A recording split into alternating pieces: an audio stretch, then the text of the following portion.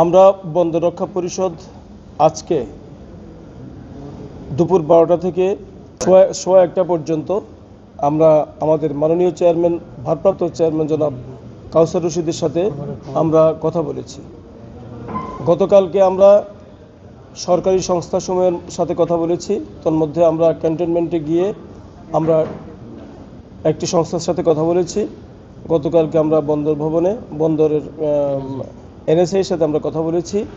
তারা প্রত্যেকেই আমাদেরকে আদালতের বিষয়টা বিবেচনা করে আগামীকালকে শুনানির কথা বিবেচনা করে আমাদেরকে আজকের প্রোগ্রামটা প্রত্যাহার করার জন্য অনুরোধ করেছেন।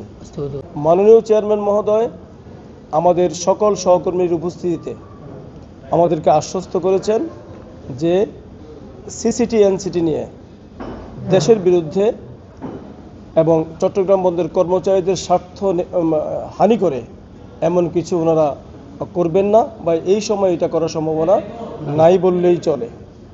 ঠিক আছে, তারপরও আমরা সজাগ থাকব, সচেতন থাকব, এই আশ্বাস আমি আপনাদের মাধ্যমে চট্টগ্রাম বন্দরের কর্মচারীদেরকে, চট্টগ্রাম বন্দরের বিভিন্ন ক্যাটাগরির কর্মচারীদেরকে, শ্রমিক ভাইদেরকে, আমরা বিভিন্ন রাজনৈতিক দলের নেতৃবৃন্দকে আমরা অবশ্যই অবহিত করছি। আমাদের মাঝে উপস্থিত আছেন আমাদের গণসংহতি আন্দোলনের সম্মানিত চট্টগ্রাম জেলার সমন্বয়ক জনাব রুমি ভাই। আমাদের সাথে উপস্থিত আছেন নাগরিক ঐক্যের সম্মানিত তিনিও চট্টগ্রামের সমন্বয়ক এবং কেন্দ্রীয় কমিটির সদস্য জনাব নুরুল আফসার স্বপন ভাই। আমরা আমাদের মাঝে বিভিন্ন শ্রমিক সংগঠন, বিভিন্ন রাজনৈতিক সংগঠনের নেতৃবৃন্দ, চট্টগ্রাম বন্দর জাতীয়তাবাদী শ্রমিক দলের নেতৃবৃন্দ এখানে উপস্থিত রয়েছেন।